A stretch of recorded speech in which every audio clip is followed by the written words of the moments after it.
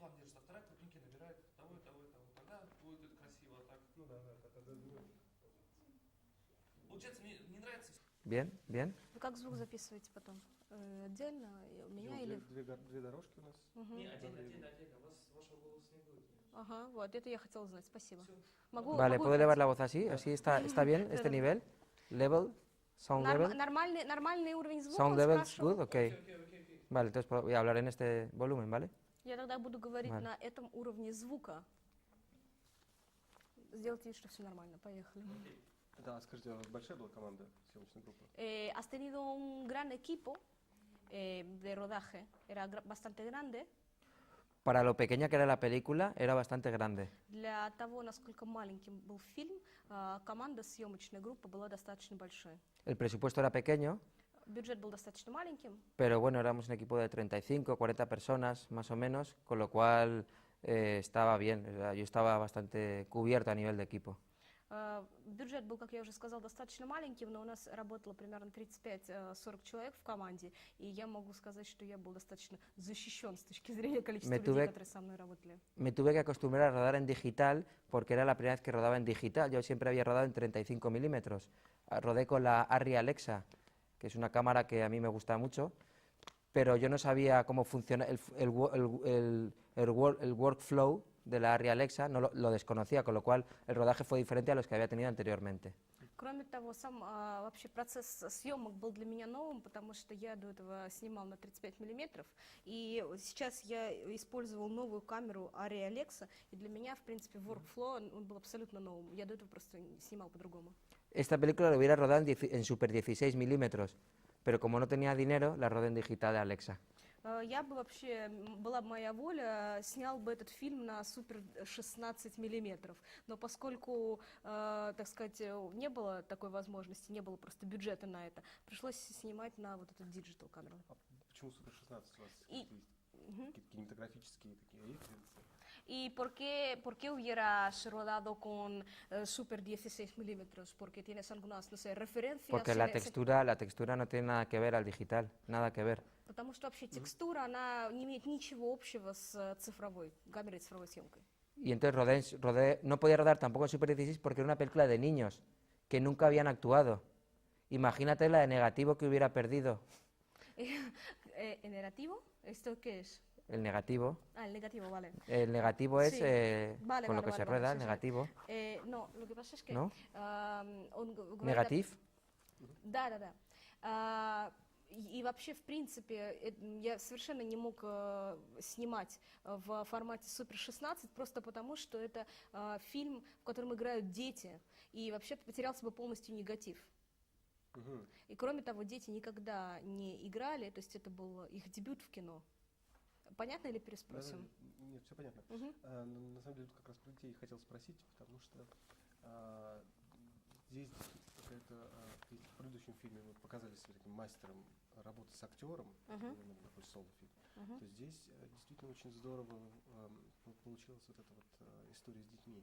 Скажите, вот вы используете какие-то уловки для того, чтобы добиться от них того, что вы хотите? Вы там, не знаю, обманывали, говорили, что это репетиции, на самом деле снимали. Были, использовали какие-то уловки? Или вам приходилось долго им объяснять что-то? Или наоборот? То есть, как Pues en otra película, en la anterior, en Las Olas, tú te enseñaste a ti mismo como un máster de, digamos, de colaborar con actor. Entonces, por eso queríamos preguntarte sobre tu trabajo con los niños. Tú tenías que utilizar algunas, no sé, artimañas, engañar a los niños diciendo que solo es una prueba, o tenías que estar explicándoles durante mucho tiempo algo para al final tener el resultado que has tenido. El protagonista de la película, yo hice un casting de 400 niños para conseguir al protagonista. Во-первых, я провел кастинг из 400 детей для того, чтобы выбрать главного героя. Cuando lo cogí, era un niño que tenía déficit de atención. Значит, когда я взял этого ребенка, в итоге выбрал, это был ребенок, которому просто, у него был дефицит внимания, ему не хватало внимания. Es un niño de un barrio muy marginado de Valencia que se dedica a coger cangrejos. Va al colegio, pero también se dedica a coger cangrejos. Представьте себе, что это ребенок из такого маргинального района Валенсии, который, помимо того, что он ходит в школу, занимается тем, что он ловит крабов. Tiene un universo íntimo muy grande. У него огромный, просто преогромный внутренний мир. Pero le cuesta... Если что? Вас переводить чуть больше. Ему говорить больше. Нет, ну, чтобы вы переводили чуть больше. Хорошо, хорошо, хорошо, извините. ¿Qué pasa? No, dice que yo traduzca las frases más largas, no pasa nada. Tú sigue, Vale, sí. tú sigue con el ritmo que tienes, Vale. ¿vale? Tiene un universo personal muy grande, es muy inteligente, pero es muy tímido y tenía déficit de atención. ¿Qué hice con él? Generé un juego militar. Para que él tuviera atención en el rodaje y luego ya lo aprendió, generamos un juego militar. Yo era el general y él era el capitán. Y entonces a partir de ahí establecimos criterios militares de juego. Y así hicimos la película los dos juntos. На самом деле, когда я взяла этого ребенка, он был, помимо того, что у него был огромный внутренний мир, и он был очень умным, он был еще и очень застенчивым. Чтобы как-то его расшевелить, мы с ним придумали реально военную игру, в которой я был генералом, а он был капитаном. И далее у нас действовали действительно просто правила военной игры, в которой мы вдвоем играли для того, чтобы выиграть. Hacíamos el saludo militar cuando la toma salía bien. Когда мы встречались, мы друг друга приветствовали по-военному. У нас есть мастер документального кино, документальный режиссер, который считает, что твои отношения с героем фильма должны заканчиваться, как только закончился фильм. С ним нельзя поддерживать отношения. А у вас развиваются отношения с актерами, которых вы снимали в кино, вот с этими детьми?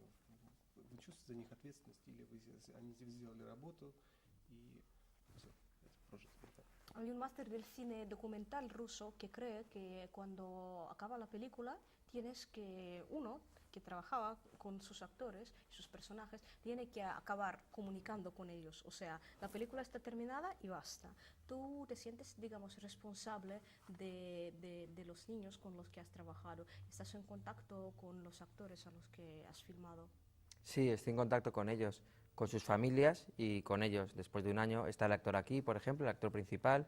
Hace poco fui a Valencia y por una cuestión del ayuntamiento pues nos vimos, me vi con los niños y doblamos la película a otro idioma y entonces los volví a ver y comimos juntos. El pequeño no se acordaba casi. Я поддерживаю отношения, да, с детьми, безусловно, с их семьями. В принципе, недавно я, например, по своим делам, там, по делам правительства, был в Валенсии, и мы тогда с ними встретились, даже сходили вместе, пообедали или поужинали, не знаю. Кроме того, мы делали дубляж фильма на другой язык. Опять-таки, мы видели с детьми. Прошел уже год, как вы видите, актер, так сказать, главный герой у нас здесь присутствует. А когда я видел самого маленького, он почти не вспомнил. La realidad es que las tres películas que he hecho sigo teniendo relación con todos los actores, curiosamente. И, в общем-то, все три фильма, которые я снял, по итогам я работаю и общаюсь, не работаю, а общаюсь с актерами. Скажите, и на пресс-конференции об этом говорили, абсолютно, конечно, согласен, что вот ваши фильмы, последние два, «Полный» и «Портовые ребята». Да, в каком смысле такая диалогия, образует такую диалогию на тему памяти. Но если говорить вот об этой теме и жанре, который вы используете, роуд-муви как... Какой жанр, простите, роуд-муви? Роуд-муви. Как попытка вот раскрыть эту тему.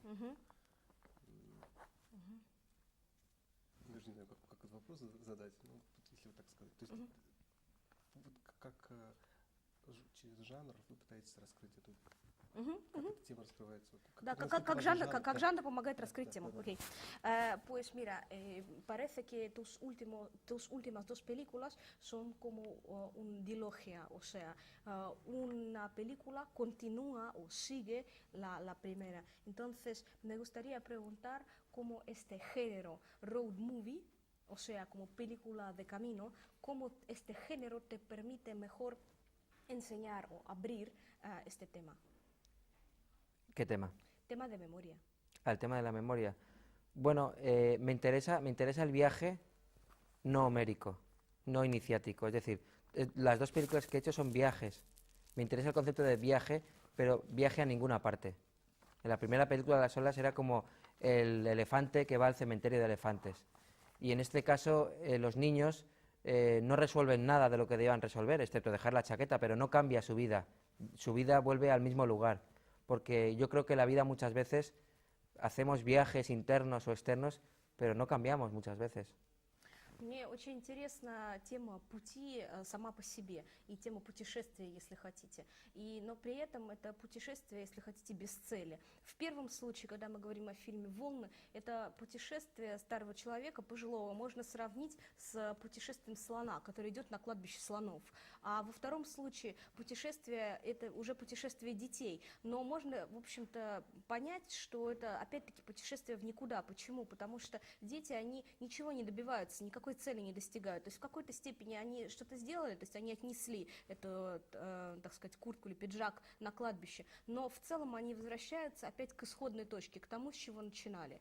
И мне кажется, что в нашей жизни очень много путешествий, как внутренних, так и внешних, которые нас ведут никуда. Los chicos del puerto es la película de un chico que tiene que llevar una guerrera militar de la guerra civil, de su abuelo, a un cementerio. Y luego vuelve a su barrio y nada cambia. Para mí eso está más cercano a lo real que un viaje iniciático en el que el personaje cambia a medida que sucede el viaje. В фильме «Портовые ребята» главный герой относит военный пиджак времен гражданской войны своего деда на кладбище. И, в общем-то, потом, после того, как он эту задачу выполняет, он возвращается, ничего не поменялось. И для меня это путешествие, оно гораздо более важное, чем какое-то инцентивное, да, с целью путешествия, да, как иногда показывают в фильмах, когда герой идет, и по ходу своего пути он меняется. El personaje de las olas, la película anterior que estuvo en Moscú, tampoco cambia. И, кстати, я хочу заметить, что персонаж из фильма «Волны», предыдущего фильма, который был показан на Московском кинофестивале, также не менялся. Опять же, если вернуться к тому, о чем говорили на пресс-конференции, говорили, что затронули тему вот Испании переходного периода. И почему-то мне в голову пришло сразу несколько картин, где так или иначе участвовали дети. Я имею в виду, вот, например, Крия Куэрвос Карлоса Саура, или Ой, не так быстро. Не, да, Карлос Саура. Да, или Духулья. Как это перевести, не знаю. Ужасно. Ага. Кого? Ну, неважно, так. Víctor Erice. Виктор Erice. El espíritu de la colmena. Sí. Вот и в вашем фильме случайно, или это вы как-то это объяснить? Pues en la rueda de prensa has mencionado que tu película está vinculada, digamos, con el periodo de España en transición, y también aparecen los niños. También los niños aparecen en la película Crea Cuervos de Carlos Sauro y de esta que has mencionado de Víctor Erice. Entonces, ¿esta es una casualidad que aparecen niños en estas películas y en la tuya, o puedes explicarlo de alguna manera? Yo conozco Víctor Erice, lo conozco, es amigo mío, porque además hice un documental sobre él. Я Виктора Эриса знаю, он мой друг, и кроме того, tú hiciste un documental sobre él. Я сняла о нем документальный фильм даже. Que se llama Un lugar en el cine. Который называется «Место в кино». Que aparece Teo Angelopoulos, Víctor Erice y va sobre Pasolini. Там вот эти актеры, вы знаете, да, о чем идет речь? Что один над другим пирамида. A partir de ahí generé una relación con Víctor. A mí me interesaba mucho el cine de Víctor, pero no hay una premeditación. No pensé en las películas de Carlos Saura o Víctor Erice para hacer esta película, no pensé en eso. De hecho, Víctor Erice ha visto esta película antes de acabar el corte final, porque yo siempre le veo ver mis películas antes de acabar el corte final. В принципе, как я вам сказал, я с этим персонажем, в частности с Виктором Эрице, знаком и общаюсь, но какого-то сказать, что тут было какое-то подражание, да, или перенимание чего-то нельзя. Я вообще об этом не думал, об этих режиссерах, когда снимал свое кино. Более того, я вам даже скажу, что Виктор Эрице видел фильм мой до того, как был сделан окончательный монтаж. Pero claro, estamos hablando de... Yo tengo referencias por mi vida, pero no pensé en esas películas en concreto para hacer esta película. Конечно, у меня есть какие-то, ну, скажем, представления, да, какие-то референсы, в принципе, в моей жизни, но я не думал конкретно об этих фильмах, когда работал над своим. Quizá un poco en El espíritu de la colmena. Debo decir que, desde mi punto de vista, Víctor Erice es el segundo cineasta más importante de la historia de España. Primero está Buñuel y luego está Víctor Erice. Я вообще, так сказать, конечно же, помню эти фильмы, там, смотрела их, думала о них, да, там, в частности, о духе Улья, там, Виктора Эриса. И вообще я считаю, что Виктор Эриса это второй по значимости испанский режиссер, да, первый Бунюэль. Абсолютно. Estoy de acuerdo, 100%. Вот если опять же вернуться к теме памяти, да, вот вопрос. Как я понимаю, в фильме Куртка — это гражданская война в Испании. В фильме? В фильме действует, ну вот это вот. Да, Куртка времен гражданской войны. Времен гражданской войны. Но не кажется, что на самом деле действие в фильме тогда должно было быть раньше. То есть у вас в каком-то смысле действие не физическое, потому что, ну, если он участник войны, он должен был, не знаю, там, почти 100 лет. Вот, а действие в каком-то смысле вот, временное пространство растянуто. Вы сознательно его так вот удлинили, изменили? Mira, una duda. Si estamos hablando de la chaqueta, de los tiempos de la guerra civil, entonces el abuelo tenía que tener casi 100 años. O sea, tú este espacio de la película lo alargaste así, bueno, con intención o ¿cómo fue? Bueno, sí, debería tener casi 100 años en el caso de que, siendo soldado, tiene que tener en cuenta que soldados con 12 años ya iban a la guerra. Вы должны иметь в виду, что в те годы солдаты, которым было 12 лет, они уже участвовали в войне. Y esta película no sucede en la actualidad. Podría ocurrir entre los últimos 5 años y ahora. В принципе, действие данного фильма, я не настаиваю на том, чтобы оно происходило конкретно сейчас. В принципе, последние 5 лет, на мой взгляд, это то время, которое могло бы охватывать данный фильм. En ese sentido no creo que haya un problema de anacronismo familiar. В этом плане, мне кажется, что нет какой-то проблемы семейного анахронизма. Pero está muy bien visto, ¿eh? Que está muy bien visto. ¿En visto? Que está muy bien visto, que está muy bien pensado. Но это очень хорошо продумано, не знаю, задумано. Не знаю, он имел в виду с вашей стороны или с его. ¿Tú quieres decir de tu parte o de su parte? De su parte. De su parte. Да, с вашей стороны, что вы хорошо заметили, подсчитали. Que lo ha visto, que lo ha visto. Sí. Okay. Мне еще, вот опять же вопрос памяти. То есть если в России в каком-то смысле похожая история, ну, как ни парадоксально, Россия похожа на Испанию, потому что есть какие-то важные исторические пути чем-то схожие. Как у нас Орда в них, арабское завоевание, там, гражданские войны, которые приходились, все события 20 века, диктатура.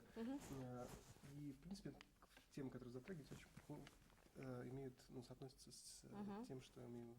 Но вот как вам кажется, насколько продуктивно помнить и возвращаться к этому? Или это стоит забыть, потому что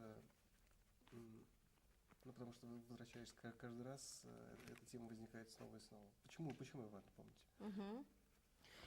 Mira, Вы же, да, то есть вы же не пытаетесь не повторить ошибок истории. У вас какая-то другая тема. Вот именно память в том виде.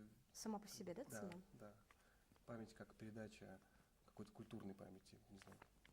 ¿Aquí se puede fumar? ¿Qué dices? ¿Aquí se puede fumar? Он спрашивает, здесь можно курить? ¿No? Mira, en cierto modo se puede comparar a Rusia y España por diferentes acontecimientos históricos, tanto, no sé, tanto periodo de conquista y reconquista, dictadura, revoluciones, acontecimientos del siglo XX, y tú estás tocando el tema de memoria. ¿Tú crees que es un tema productivo? Porque, por ejemplo, tú estás tocando este tema, pero tú no intentas hacer algo para no repetir los errores de otras generaciones. O sea, tú estás tocando el tema de memoria como transición de memoria cultural, se puede decir. ¿Tú crees que es una acción productiva? ¿Se puede... Bueno, lo que se llama la transmisión de la memoria es un concepto que trabajaba Walter Benjamin, que era un filósofo que fue asesinado por los nazis, filósofo alemán, Walter Benjamin, judío, marxista, era del Partido Comunista. Fue asesinado por los nazis y él creía que la transmisión oral y escrita del conocimiento hacía más libres a los hombres. В принципе, тема передачи памяти, да, над ней работал Уолтер Бенджамин, марксист, коммунист, философ, который был убит нацистами, еврей, кроме того. И вот он говорил о том, что передача, сам процесс передачи памяти, он делает людей более свободными.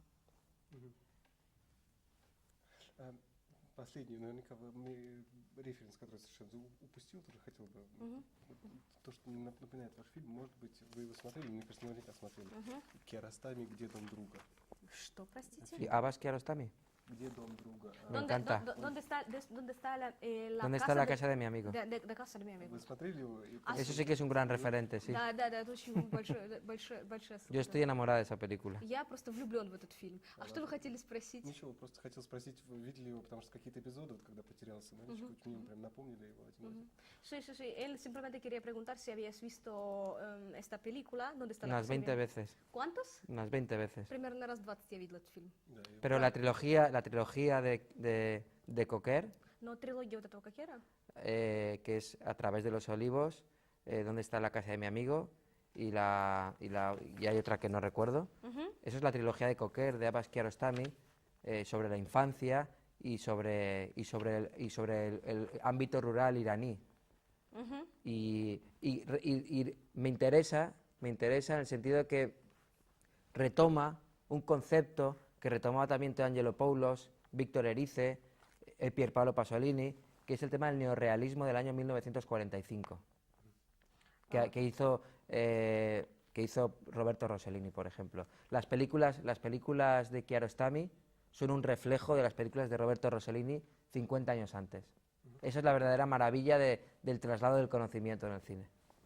Значит, вот эта трилогия, да, он говорит о том, что, в принципе, фильмы Киаростами — это, так сказать, ретроспектива того, что 50 лет назад снимал Россellini. И, в принципе, мне очень нравится вот у этих авторов, которых он называл, что они все так или иначе отражают неореализм 1945 года. Вот, собственно, эти тенденции я и наблюдаю. Россellini, это который «Германия. Год нулевой». Вот, и конкретно Alemania año cero, Germania año cero. Да.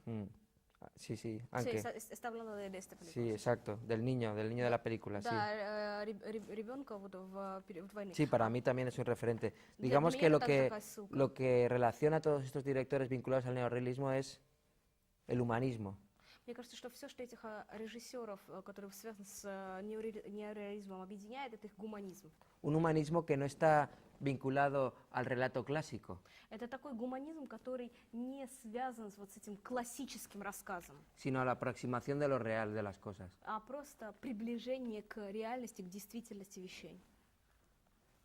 Спасибо огромное. Muchísimas gracias. Спасибо. Спасибо. Спасибо.